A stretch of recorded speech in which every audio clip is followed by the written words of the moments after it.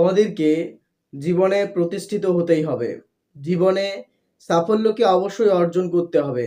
তবেই আমরা আমাদের সাথে ঘটে চলা সমস্ত অন্যায়ের প্রতিবাদ করতে পারবো। সমাজে নিজেকে একজন স্বতন্ত্র ব্যক্তি হিসেবে প্রতিষ্ঠা করতে পারবো। বুঝিয়ে দিতে পারবো যে আমরাও কারোর থেকে কোনো অংশেই কম নয়। তার জন্য তোমাকে অক্লান্ত পরিশ্রম করতে হবে এবং মানুষ তোমাকে বিভিন্নভাবে উত্ত্যক্ত করবে।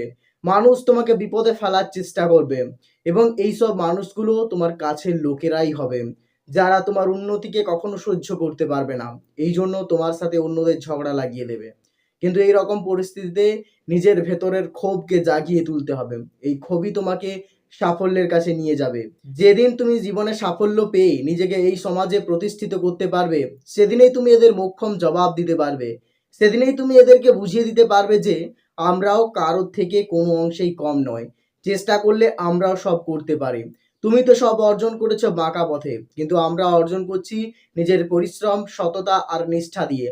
আর পরিশ্রম, সততা, নিষ্ঠা, ঈশ্বরের প্রতি ভক্তি যেখানে থাকে, সেই প্রয়াস কখনো ব্যর্থ হয় না। সেই প্রয়াস আজ ব্যর্থ হলেও কাল অবশ্যই শক্তিশালী হবে এবং সাফল্য লাভ করবে। ধৈর্য, ঐকান্তিক চেষ্টা, ঈশ্বরের প্রতি বিশ্বাস নিয়ে আমাদের সামনের দিকে এগিয়ে গিয়ে সাফল্যকে অবশ্যই অর্জন করতে হবে এবং কখনোই ভেঙে পড়লে চলবে না। জীবনে যতই দুঃখ, কষ্ট এবং হতাশা এবং কাছের মানুষদের দেওয়া কটূক্তি আসুক না কেন, যতই কাছের মানুষগুলো অন্যের সাথে ঝগড়া বাঁধিয়ে দেওয়ার চেষ্টা করুক না কেন, তবু আমাদের এই প্রচেষ্টা কখনোই থেমে থাকবে না। আমাদের এই প্রচেষ্টা একদিন জয়লাভ হবেই। আমাদের এই প্রচেষ্টা একদিন নিজেদেরকে সাফল্য লাভ করতে সহায়তা করবে। এই আমাদের ঐকান্তিক আশা।